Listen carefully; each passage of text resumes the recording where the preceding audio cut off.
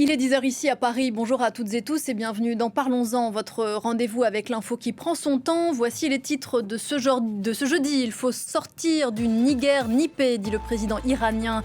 Alors que commencent à l'instant les pourparlers à Genève, Iraniens et Américains se retrouvent à nouveau pour parler du nucléaire. Des discussions présentées comme celle de la dernière chance avant d'éventuelles frappes américaines sur l'Iran.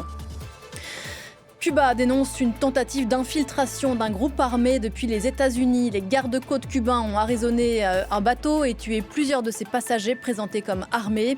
La justice de Floride a ouvert une enquête.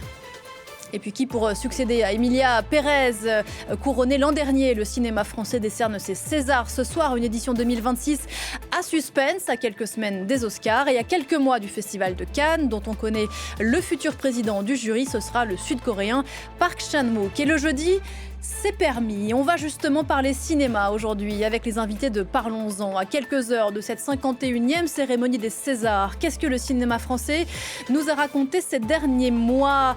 Dans quelle forme se trouve-t-il après une année 2024 qui a été record? Sait-il se renouveler? Que pèse-t-il face aux géants américains? Sait-il encore rayonner dans le monde? Un film primé est-il forcément gage de qualité? Bref, est-ce que le cinéma français crève encore l'écran? Question posée ce matin à Albéric de Gouville, à Léa André Sarro et à Fernando Gonzo. Bonjour à tous les trois, merci d'être là. On a beaucoup de choses à se dire, c'est Parlons-en et c'est parti.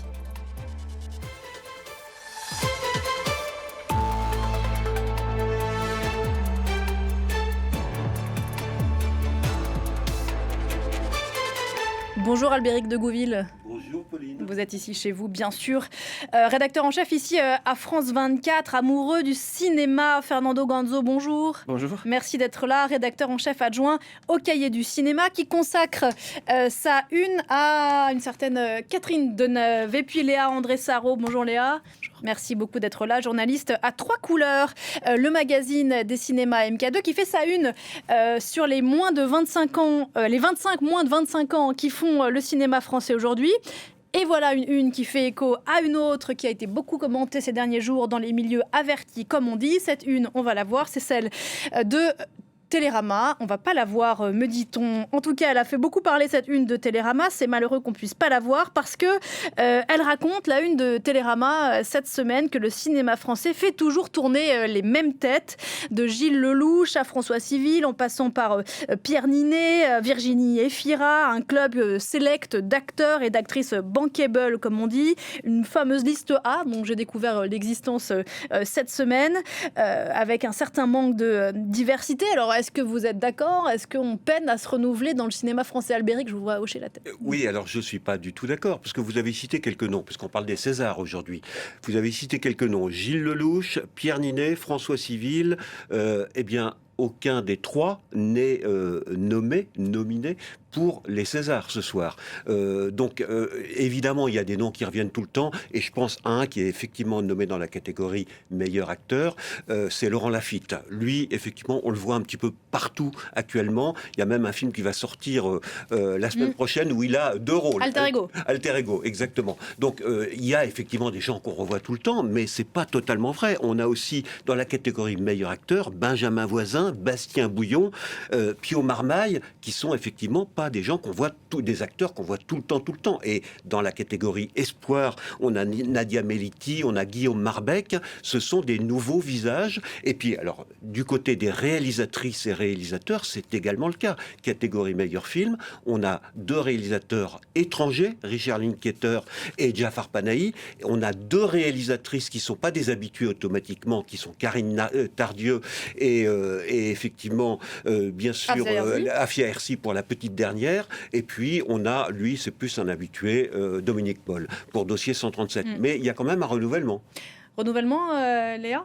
Je pense que la question, c'est pas tant la question du renouvellement, c'est que cette enquête de Télérama, en fait, elle pointe du doigt un système de financement et de fonctionnement qui repose sur quand même un star system, qui fait que pour financer un film, pour avoir des avances sur recettes du CNC, pour avoir de l'argent, tout simplement, la star fait office de passe-droit. Et le problème, c'est qu'il y a une forme de monopole quand même. Même si on regarde qu'en effet, il y a une diversité dans les nominations finales, la question, c'est la question aussi de l'investissement médiatique, de quelle tête on voit en permanence sur les tapis rouges, dans une forme de marketing, en fait, de promotion, qui est devenue hégémonique par rapport à la diversité. Donc j'ai vu que, par exemple, Pierre Niney avait répondu en disant qu'il n'avait tourné que dans 2 films Exactement. en 3 ans. Mais et c'est vrai. qui se sont imposés au box-office. C'est vrai. Et il ignore aussi, je pense, un temps plus long, un temps plus implicite et plus complexe, qui est celui de l'hypermédiatisation et de l'omniprésence en amont du film. C'est-à-dire qu'on a besoin de lui pour financer le film, mais on a aussi besoin de lui pour faire exister ce film sur les plateaux télé, pour faire de la communication autour du film, tout simplement. On pourrait se réjouir, Fernando, d'avoir des talents, d'avoir de bons acteurs, ou au contraire, effectivement, faut-il se désoler que les affiches soient trustées toujours par les mêmes ? Il y a quelque chose qu'on doit se dire, qu'il ne faut pas oublier dans tous ces débats, c'est que moi, au moins, j'ai l'impression que quand on voit un film français, peu importe, parfois, les films n'est pas très bien, et on se rend compte qu'au niveau des acteurs et des actrices, je dirais presque surtout, il y a des choses très intéressantes qui se font. Donc, on n'est pas en train de critiquer le niveau des acteurs, mais je suis tout à fait d'accord avec Léa, avec cette espèce de circonstance industrielle et économique qui fait qu'il y a une tendance au monopole et qui vient pour moi d'une espèce de peur panique du chiffre. On sait qu'un film avec Pierre Niney donnera plus envie à un certain type de spectateur qui va venir dans la salle, sinon il ne vendra pas. Et le serpent se mord la queue. Et donc, voilà, et ça vient de la part des producteurs, ça vient de la part des directeurs des castings, à qui on peut soumettre un scénario très complexe, il lit, et après des semaines de travail, il dit, écoute, je pensais que Virginie Fira serait parfaite pour le rôle, peut-être qu'on n'avait pas besoin de tant ça. Et ça vient aussi de la part des agents, évidemment. Mais je pense que, en quelque sorte, tout le système est victime de cette espèce d'obsession et de pression qu'on a aujourd'hui, et qui serait très longue à débattre, sur le besoin du chiffre. Et finalement, je voudrais ajouter que ça permet de relativiser par rapport à ce que vous disiez, Albéric, sur la puissance industrielle des Césars, parce que quand on pense que l'année dernière, un acteur que je trouve excellent et particulièrement intéressant, et en plus, il se trouve c'est une très belle personne, qui est Karim Leclou, obtient les César du meilleur acteur. On n'a pas l'impression qu'on ait vu Karim Leclou dans beaucoup plus de films qu'avant à la suite de ce prix. Qui avait fait un discours magnifique sur un éloge de la gentillesse. Alors, les Césars, on l'a compris, c'est une occasion pour nous de faire le bilan de ce que le cinéma français et international, mais surtout français, nous a proposé ces 12 derniers mois. Est-ce qu'il vous a plu, ce cinéma, l'an dernier, qui sera à l'honneur ce soir au César, Albéric ? Il y a tellement de films qui sortent qu'automatiquement, on a des très bons films, même s'il y a eu beaucoup moins d'entrées en 2025 qu'en 2024. Ouais. Mais automatiquement, il y a des très très bons films qui sortent. Et effectivement, je pense que la sélection finale des 5-6 meilleurs films reflète bien le paysage français, et un très beau paysage français, effectivement, mais en excluant sans doute les grosses, grandes comédies populaires. On va y venir, bien sûr. Alors, dans les meilleurs films, L'Attachement, Dossier 137, Nouvelle Vague, La Petite Dernière et Un Simple Accident, on va y revenir. Vous, Léa, si vous devez dresser un bilan de ce que le cinéma français vous a ouvert en 2025, parce que les Césars 2026 récompensent les films de 2025, une belle année ? Oui, je trouve que cette année, la sélection reflète aussi une forme d'ouverture. C'est-à-dire que là, c'est difficile de faire des pronostics. Et on est un peu dans une forme d'indécision. On ne sait vraiment pas qui va gagner. Je trouve que souvent, c'est plutôt gage de qualité. En termes de diversité, d'inclusivité. Le fait que, par exemple, Karine Tardieu soit un peu l'outsideuse de la compétition. On l'attendait de L'Attachement. Voilà, on ne l'attendait pas du tout forcément avec autant de nominations. Et c'est mérité parce que c'est un film très profond, très délicat. Et je suis contente qu'elle crée la surprise avec ce film-là. Et cet éclatement, un peu le fait qu'il n'y ait pas de monopole, qu'il n'y ait pas quelqu'un qui avance en tête de course de façon évidente, je trouve que c'est toujours un bon signe pour la richesse. Emilia Pérez avait pu écraser les pronostics l'an dernier. Et vous, elle vous a plu cette année 2025 de cinéma ? Disons que par rapport aux films nominés, il n'y a pas un seul mauvais film. Et en même temps, ça prouve donc qu'il y a un niveau moyen qui est assez intéressant. Et en même temps, on n'a pas non plus l'impression qu'un de ces films fasse une proposition particulièrement riche ou étonnante. Et comment on peut expliquer ça ? Il y a une espèce d'essoufflement ? Eh bien, c'est des circonstances. Déjà, les prix, il ne faut pas oublier, ça vient d'un consensus très large. Donc, c'est normal qu'on arrive à des choix entre guillemets, consensuel. On pourrait même dire qu'à l'intérieur de ça, on est étonné de voir, par exemple, que Nouvelle Vague, qui est un film qui est pas un carton au box-office. 132 000 entrées, Nouvelle Vague. Je précise pour ceux qui ne l'ont pas vu, c'est un film qui fait revivre l'esprit et l'élan qui ont conduit à la réalisation du film culte de Jean-Luc Godard, À bout de souffle, 1959. Film avec aucune star du cinéma en une de Télérama, et qui est une proposition qu'on pourrait dire dirigée à des happy few qui s'intéressent à Godard, à la cinéphilie aux années 60. On est surpris agréablement de voir qu'il a un plus dans les milieux, dans l'académie. Donc, même s'il n'y a pas des grands poussées comme ça de qualité, des niveaux, des grands films qui étonnent et qui, on va dire, va changer le cours du cinéma, je pense qu'on peut se féliciter de voir un film, par exemple, comme celui-là, nommé avec autant de nominations. On va en reparler de Nouvelle Vague. C'est vrai qu'en 2025, les chiffres de fréquentation des salles de cinéma en France ont été en baisse par rapport à 2024, qui était une année record. On reste quand même à 135 millions d'entrées, tous films confondus, l'an dernier dans les salles de cinéma en France, qui fait de la France une exception en Europe. Il y a toujours donc cet appétit par rapport à nos voisins, ce que nous raconte en image le confrère de France 2. Ils se sont baptisés les BFF, comprenez, les meilleurs amis du cinéma. Et tous les mardis, ils se retrouvent autour d'un film. Que ce soit une petite ou grande salle, en général, c'est complet. On est entre 100 et 150 tous les mardis. Une nouvelle génération de ciné-clubs. Ce soir-là, LOL 2 avec Sophie Marceau. Cette génération, tu sais, ils sont pas que nuls. Qui c'est qui est bourré ? Pour cette génération qui a grandi avec les plateformes comme Netflix, Amazon ou Disney, le cinéma reste une sortie à part. Sur Netflix, c'est moins sympa. Sur Netflix, c'est à la maison, on rencontre moins de gens. Ici, je peux rencontrer plein de gens. Chaque semaine, je rencontre des nouvelles personnes. Il y a toujours cette atmosphère qu'on retrouve dans une salle qui n'est pas toujours pareille devant un écran, devant son téléphone ou devant sa télé. Le cinéma qui reste une exception culturelle française. Avec 157 millions de spectateurs en 2025, la France reste la meilleure fréquentation en Europe et la 5e au monde. Voilà, et pas tout à fait les mêmes chiffres que nos confrères de France 2. Il se trouve quand même que c'est moins qu'en 2024, mais c'est plus effectivement que chez nos voisins européens. Pourquoi est-ce qu'on va tant au cinéma en France, Albéric ? Je ne sais pas, peut-être que ça a été raconté. Non, il y a aussi les aides au cinéma, les aides à la production, le Centre national du cinéma qui apporte des aides. Effectivement, ça joue un petit peu, mais voilà, c'est peut-être une exception culturelle française, mais je n'ai pas de réponse particulière. Et Léa, vous ? On a aussi un système économique, je pense aux coproductions. Par exemple, le fait que la France soit très présente à la fois aux Oscars et aux Césars. C'est vrai qu'on a un système de production et de distribution, Un simple accident, par exemple, de Jafar Panahi, qui est une coproduction française, qui a été coproduite par Arte. Et c'est pour ça qu'il concourt pour la France aux Oscars. Exactement. Vous parliez du film de Linklater, qui est en fait un film fait par un réalisateur américain, mais dont la production est française, dont le casting est français. Donc je pense qu'on a quand même aussi une ambition de métissage, au sens vraiment noble du terme, c'est-à-dire de mélange de savoir-faire aussi. On est capable de mobiliser des équipes techniques très performantes et de recourir à des bases de financement multiples, quoi. C'est ça qui fait qu'on arrive toujours à briller un peu.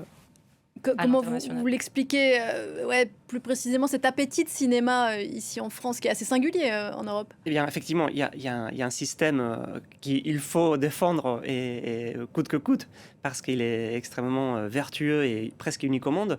Mais il ne faut pas oublier aussi qu'en bout de chaîne, il y a un énorme travail qui se fait, je pense qu'il faut le dire, de la part des exploitants, des gens qui travaillent dans les salles de cinéma à Paris, en région parisienne et partout en France, là où ils peuvent, et qui prouve que, par exemple, quand on voit la diminution ou la réduction de fréquentation par rapport à l'année dernière, ça correspond surtout aux grandes chaînes.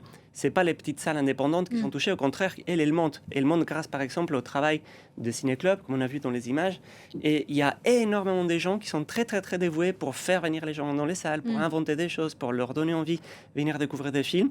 Et on voit qu'il y a aussi un public jeune, que quand on lui propose les choses intéressantes et riches et attirantes, ils sont au rendez-vous. Donc ça, pour le coup, on peut être optimiste. Et pour ajouter sur les coproductions, vous citiez, c'est très important effectivement, par exemple aux Oscars le 15 mars, il y aura pour représenter la France, Jafar Panahi avec Un simple accident. C'est une coproduction française, mais c'est en aucun cas un film français. Oui, William, vous vouliez dire? Oui, c'est vrai qu'il y a aussi une façon d'événementialiser le cinéma, c'est-à-dire qu'il y a tout un travail effectivement sur les ciné-clubs aussi, les mises en réseau. Les gens ont aussi envie d'aller au cinéma parce que je pense qu'en France, on arrive à faire de ça un événement aussi assez communautaire, au bon sens du terme, dans le sens où on fidélise en fait autour d'expériences communes. Il y a de plus en plus d'avant-premières aussi. Il y a aussi une parole critique qui circule de mieux en mieux. Les gens viennent aussi pour parler des films et pour écouter les réalisateurs parler des films, pas pour seulement consommer l'objet artistique en lui-même. Et puis bon, je pense bien sûr à l'histoire du cinéma en France, qui est une vieille histoire, mais on pourrait parler de l'Italie aussi. Revenons-en à nos Césars ce soir. Et d'abord, je vais mettre les pieds dans le plat. Le film qui a fait le plus d'entrées en France en 2025, il n'est pas représenté ce soir au César. C'est God Save the Tuche, 5e volet de la saga de Jean-Paul Rouve. 3 millions d'entrées, aucune nomination au César. Donc le prix du public ayant été abandonné il y a quelques années, il a fait plutôt long feu. Alors c'était un vieux débat, vous allez me dire, que cette mise à l'écart des grands films populaires français qui avait été déjà soulevée il y a plus de 15 ans par Danny Boone avec Bienvenue chez les Ch'tis. Pourquoi, Albéric, il n'y a pas ces grandes comédies, ce qui n'est pas le cas aux États-Unis? Pourquoi il n'y a pas ces grands films populaires représentés Heureusement que le critère de sélection pour les Césars, ce n'est pas le box-office. Et pourquoi Parce que sinon, c'est pas la peine de faire les Césars. C'est pas la peine de faire les Césars. On prend le box-office, on donne les prix on pourrait avoir de tout. On prend le box-office et on donne effectivement des prix des Césars aux films qui ont eu le plus d'entrées. Ça me paraît. Il y a quelquefois quand même des films, des comédies. Alors c'est vrai, c'est rare, des comédies qui ont triomphé au César. Ça date des années 80. Les Ripoux de Claude Zidi. Mais il y en a eu d'autres depuis. J'ai pas tous les chiffres en tête, mais c'est de fait totalement marginal. Je rappelle, et vous le disiez tout à l'heure, Fernando, que ceux qui votent au César, ce sont les professionnels du milieu, d'où le consensus que vous évoquiez tout à l'heure. C'est vrai que on accuse parfois l'Académie des Césars de faire part d'un peu preuve de snobisme en mettant de côté ces films qui, là, je le disais pour les Tuches, c'est 3 millions de Français qui sont allés voir le film au cinéma. Léa? Oui, c'est vrai qu'il y a une forme d'entre-soi implicite qui ne va pas forcément être nommée comme telle, que Franck Dubosc avait raillé de façon assez géniale l'année dernière en venant chercher son tout petit César. Et d'ailleurs, cette année, il est nommé pour Un ours dans le Jura. Voilà, exactement. Donc l'Académie fait quand même l'effort d'intégrer de façon un petit peu ironique, c'est-à-dire il regarde la marge, mais en même temps, il essaye de l'intégrer dans son processus. Par rapport au prix du public, on pourrait imaginer ne pas récompenser le film qui a été le plus performant au box-office, mais trouver une forme d'intermédiaire. Que ce soit pas basé sur les chiffres et sur la rentabilité, mais qu'on trouve quand même un moyen de demander au public quel film il a plébiscité sans forcément en passer par la rentabilité pure. Ça manque, Fernando, parce que les Césars donnent quand même un peu l'image du cinéma, et il y a des manques, il y a des manquants. Il y a des manques, mais je ne pense pas que ce soit un cas exclusif de la France. Certes, peut-être que les Oscars sont un peu plus attentifs à ça, mais je ne pense pas que le film, je ne crois pas que Super Mario Bros, qui était le plus gros carton mondial l'année dernière, a eu plein de nominations aux Oscars non plus. Et en plus, la qualité, c'est pas voir qui a les plus gros portefeuilles non plus. Donc heureusement qu'on peut encore résister à ça en quelque sorte. Et en plus, ils n'ont pas besoin de ça, c'est ça que vous dites. Ils n'ont pas besoin. Il faut pas oublier non plus que ce qu'on cherche, c'est reconnaître la qualité des films. Et la qualité des films, c'est quelque chose qui reste aussi dans l'histoire. Je pense que quand on regarde des cartons des salles il y a 40 ans, et on voit à côté que des films qui ont fait beaucoup moins d'entrées aujourd'hui restent plus importants, parce qu'ils avaient une force cinématographique, ils disaient des choses plus intéressantes que le film qui a, cette année-là, pour des circonstances très concrètes, marché au box-office. Et donc, je pense que c'est bien que l'Académie cherche un petit peu à aller au-delà du chiffre et penser quels sont les films qui vont rester vraiment de cette année. Peu importe si on s'était prévu maintenant, est-ce qu'ils seront vus dans 25 ans. Le film qui a été le plus nommé, ce soir au César, c'est donc Nouvelle Vague. 132 000 entrées pour la petite histoire. C'est votre coup de cœur à tous les deux, Fernando et Léa. On va regarder la bande-annonce.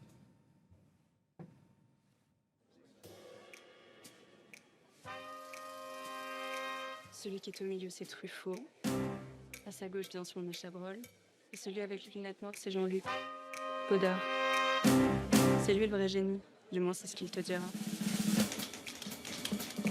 Moi, je suis prêt à réaliser. Maintenant. Aujourd'hui, tout le monde adore la nouvelle vague. Nouvelle vague, 10 nominations réalisées par Richard Linklater. C'est pas qu'un film pour cinéphiles, Léa ? Nouvelle vague ? Pas du tout. Justement parce qu'il évite la géographie en permanence. Il arrive presque à rendre Jean-Luc Godard assez touchant, parce que c'est plus une figure de loser qu'autre chose. On sent bien qu'il ne sait absolument pas qu'il va réaliser un chef-d'œuvre. Il est toujours sur la crête un peu tendue entre le génie et le nanar. Et il avance un petit peu comme ça à tâtons. Et c'est aussi un film qui raconte la façon dont on peut se faire vampiriser par un premier film, je pense, avec une énergie assez dévorante. Et en ça, le film n'est pas du tout mortuaire. Ça aurait pu être quelque chose d'extrêmement mortifère, cloisonné. Et en fait, le film désacralise complètement le tournage du film. Avec un choix de casting, vous le disiez Fernando, assez singulier. Hein. Pas de tête d'affiche. Oui, et qui participe, je pense, de ce qui fait le succès du film. C'est qu'il prouve que faire un film qui change l'histoire du cinéma, c'est pas le fruit des grandes théories, de moments très sérieux. C'est plutôt le fruit d'une réunion des gens qui se retrouvent, quelque chose émerge de plutôt amusant. Et je trouve que Richard Linklater a eu la bonne idée de dire, du coup, on va faire la même chose. Je vais prendre plein de jeunes acteurs et essayer que quelque chose se passe entre eux et qu'on sente aussi cette vivacité. Et je trouve que le film, alors que là où Godard est devenu par la suite, et je suis bien placé pour le dire, en plus par ailleurs le film se déroule dans le bureau où je travaille en théorie, donc c'est évident que ça allait me plaire. Mais je trouve qu'il va un petit peu, comme disait Léa, au-delà de ce qui a pu sanctifier par la suite de Godard, et ses côtés très sérieux, très exigeants, et il les montre comme effectivement un personnage à la recherche d'idées, à la recherche de faire quelque chose, mais pas quelque chose qui théoriquement va par la suite devenir un film mythique. Albéric. Ah oui, moi j'ai beaucoup aimé ce film aussi. Je ne l'ai pas mis dans mon film préféré de l'année, mais et d'ailleurs il a beaucoup plu à Cannes quand il a été présenté au Festival de Cannes. C'est un très beau film, il y a un très beau noir et blanc également. Effectivement, une énergie. C'est effectivement un des très bons films de l'année. Parce que votre film préféré, Albéric, cette année, c'est Dossier de 137 de Dominique Moll. On va regarder quelques images.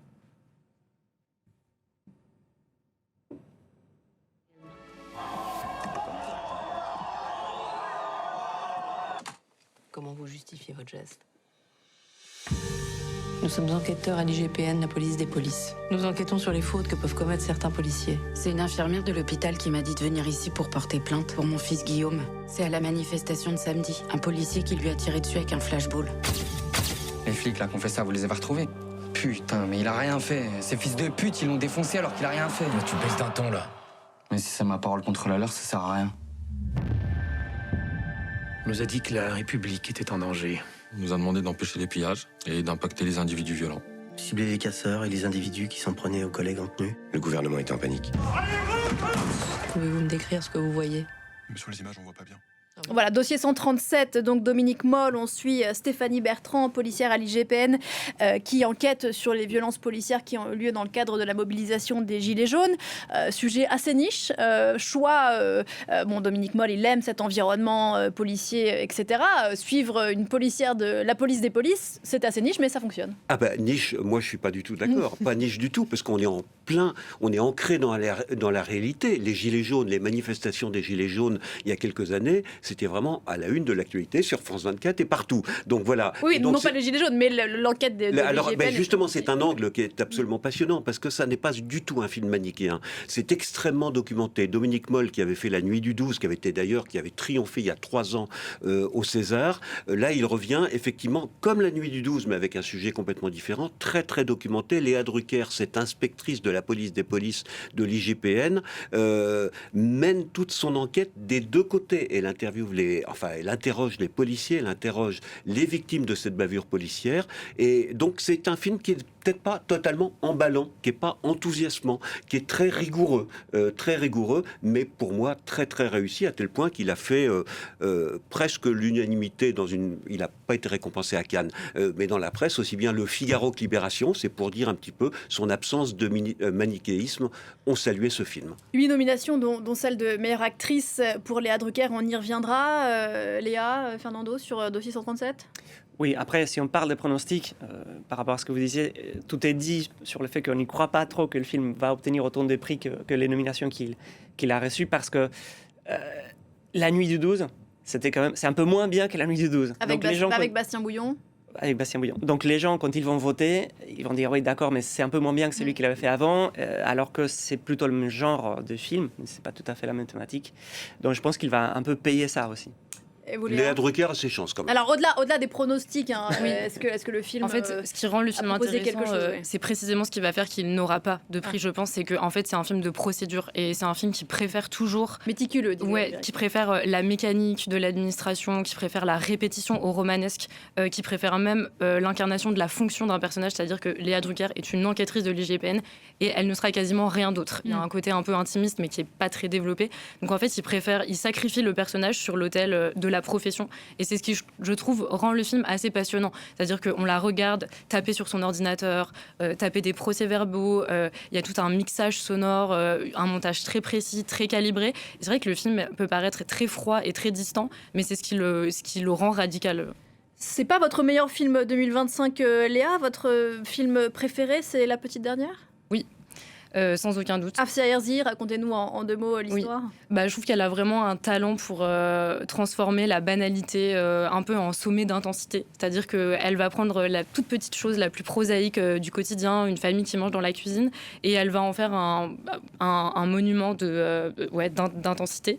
Je trouve qu'elle a aussi une façon très intéressante dans ce film particulièrement de déplacer l'érotisme. C'est-à-dire qu'il y a toujours du sexe ou de l'érotisme à contretemps. Jamais là où on l'attend, il y a très peu de scènes d'amour. Il y a surtout des longs baisers dont on dirait toujours qu'ils sont les premiers et les derniers, etc. Et je trouve qu'elle a une façon du coup de rester dans la pudeur permanente envers ses personnages, qui est un peu une petite révolution dans la façon de filmer le désir féminin. Donc pour faire court, on suit Fatima qui tente de concilier sa foi musulmane et son attirance pour les femmes. L'actrice qui incarne Fatima, Nadia Melti, qui a remporté le prix d'interprétation féminine au dernier festival de Cannes, juste après avoir quitté ses études en STAPS. La Petite Dernière, ça vous a plu, Fernando? Oui, je suis assez d'accord avec ce que dit Léa. Je pense que les qualités du film sont là, dans cette espèce de regard très pudique qu'il a sur une histoire qui, par rapport au personnage, est très innovatrice, voire très risquée. Effectivement, c'est rare de voir cette histoire racontée au cinéma. Dans les étapes qu'elle accomplit, ça peut faire penser à des choses un peu plus balisées, à des films un peu plus qu'on a déjà vus plusieurs fois. Mais il faut reconnaître que, pour les gens qui n'ont pas vu le film, allez le voir juste pour là où ça va, qui est effectivement cette scène entre mère et fille dans la cuisine, et où là, effectivement, le film atteint un niveau d'émotion qui fait que effectivement c'est très mérité qu'il soit nommé au meilleur film, alors que par ailleurs globalement c'est pas un film qui détonne. C'est pas aussi ce que vous dites. Il y a des films qui sont parfois victimes de ces qualités. La pudeur du film fait que c'est un film qui peut sembler pour des gens un peu lisse peut-être.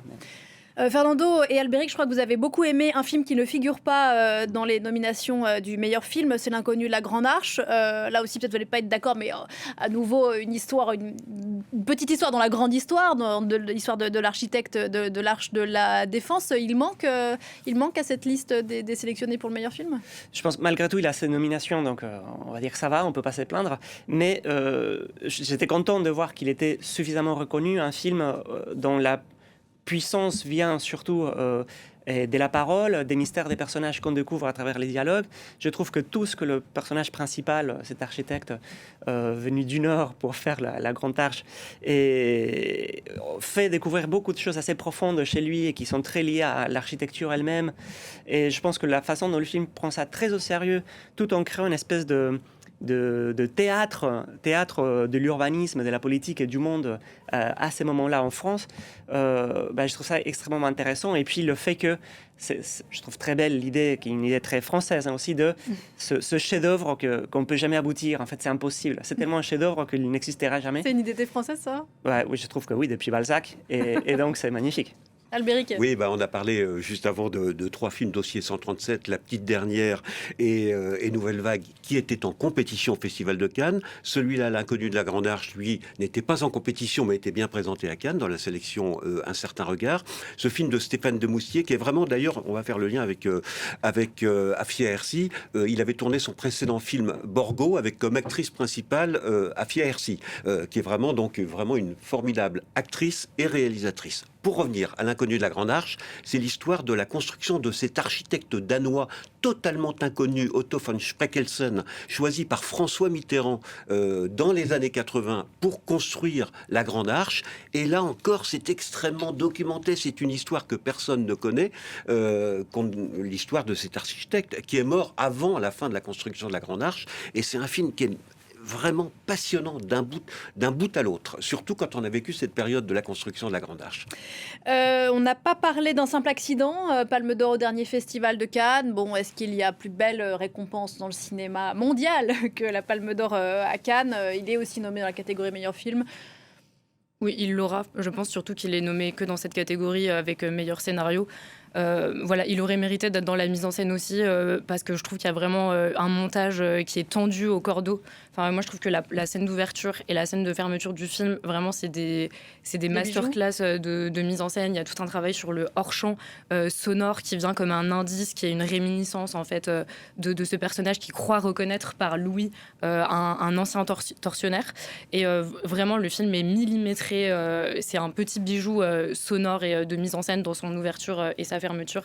Et voilà, c'est aussi une ouverture et un début qui questionne aussi la moralité. Qu'est-ce qu'on fait de ces bourreaux?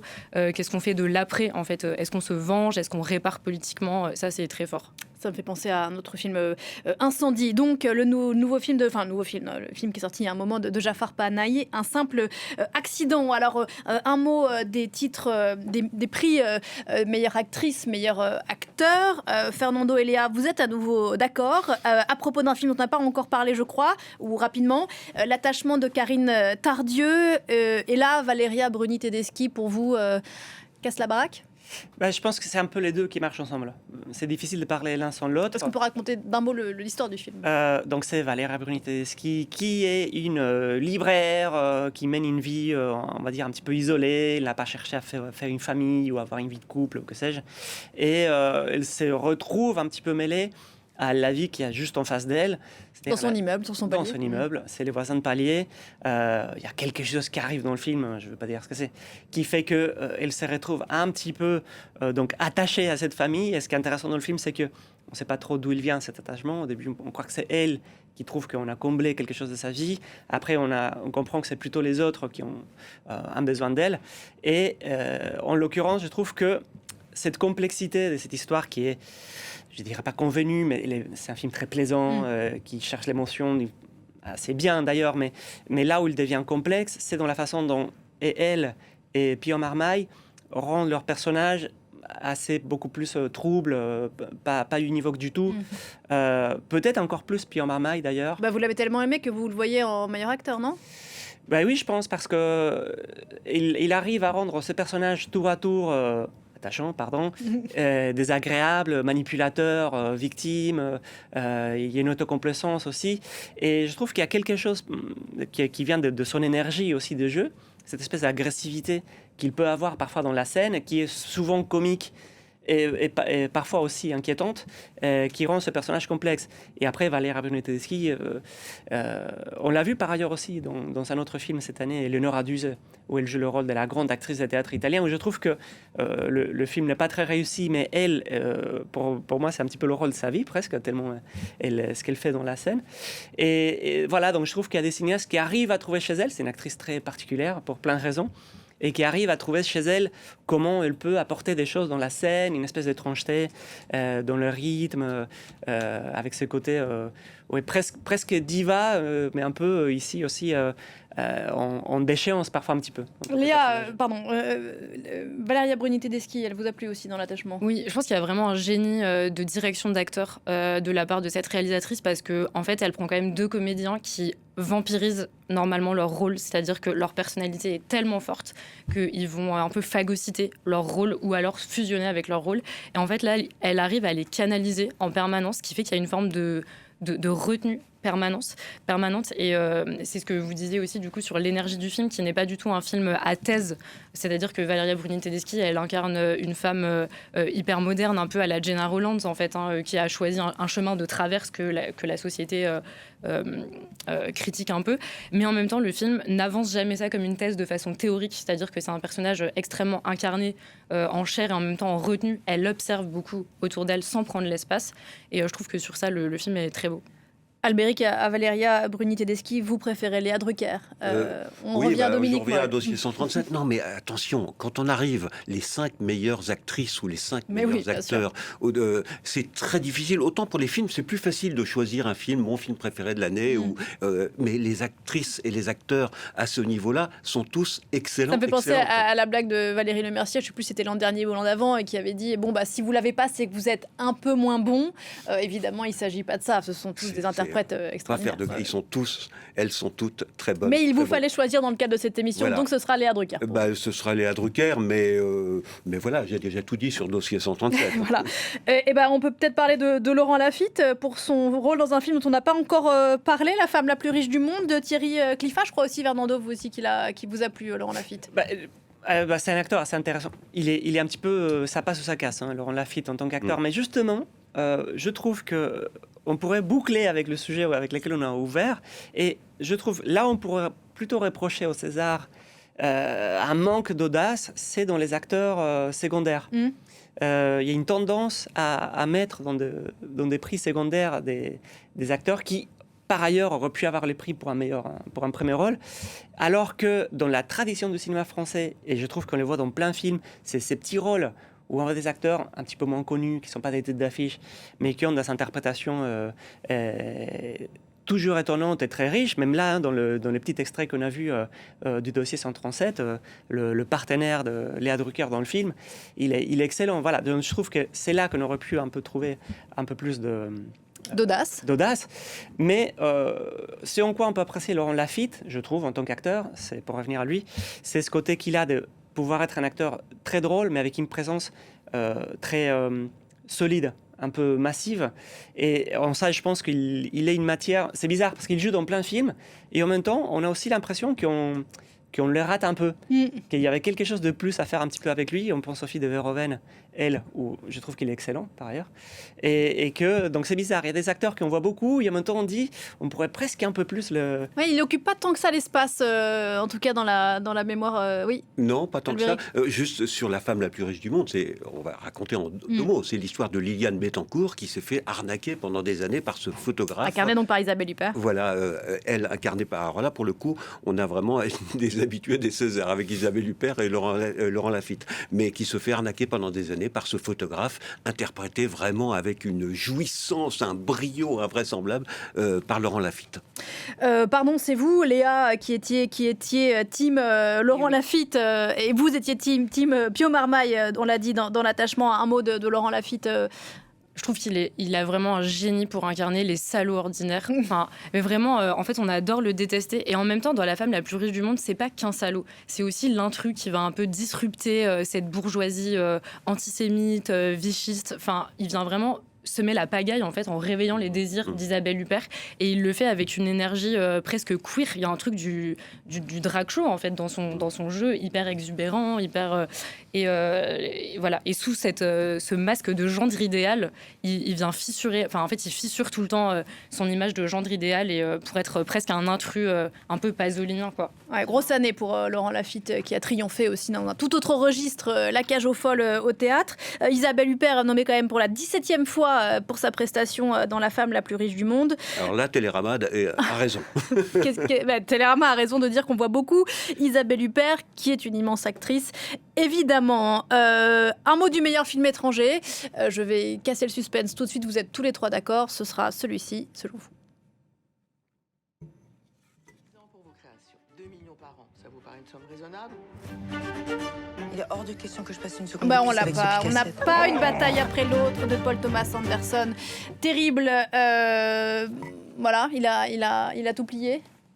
Oui, il a tout plié. Enfin, j'ai absolument adoré ce film. Alors, quelques mots.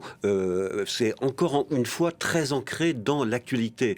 C'est inspiré d'un roman qui a été publié au début des années 90 et on est sur la chasse aux migrants et aux militants d'extrême gauche aux États-Unis. Et là, évidemment, suivez mon regard, on pense à ce qui se passe actuellement avec ICE notamment. Aux États-Unis. Alors, c'est pas parce que c'est un film lié à l'actualité que c'est un bon film, mais c'est extrêmement bien mené d'un bout à l'autre avec des acteurs fabuleux, dont Leonardo DiCaprio. Qui passe quand même 2 heures en robe de chambre, on a les images.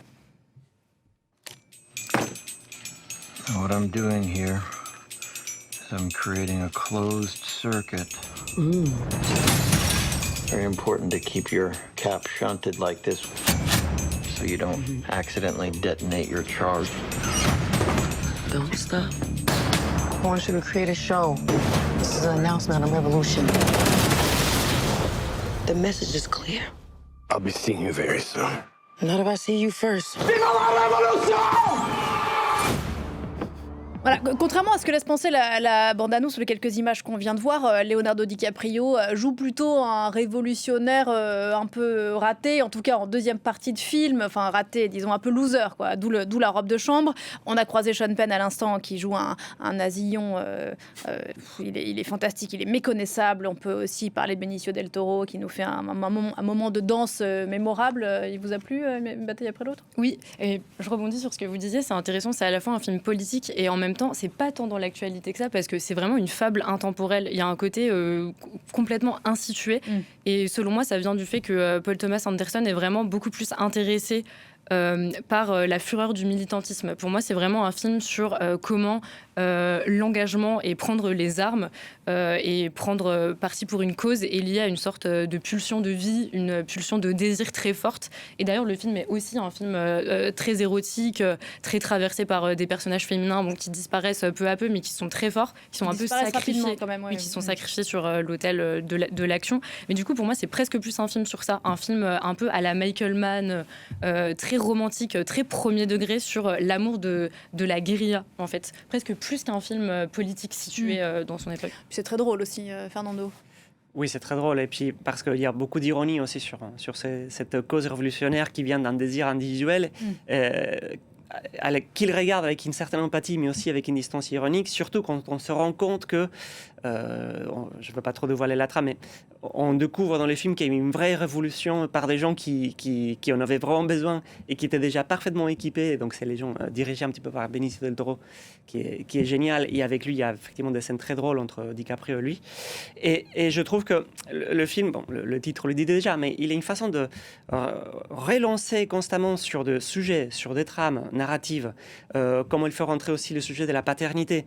On peut être très déçu de voir que le personnage de la femme révolutionnaire est moins important qu'on le croyait, qu'en fait c'était un duel entre deux pères potentiels, et ça rend le film peut-être un peu plus classique, un peu plus... Mais en même temps, il a une façon de lier toutes les histoires et toutes les trames, et en même temps on est absorbé par ce qu'il raconte, que je trouve qu'effectivement, dans cette année, c'est difficile de penser à un film étranger avec plus de... Il y a eu L'Agent secret.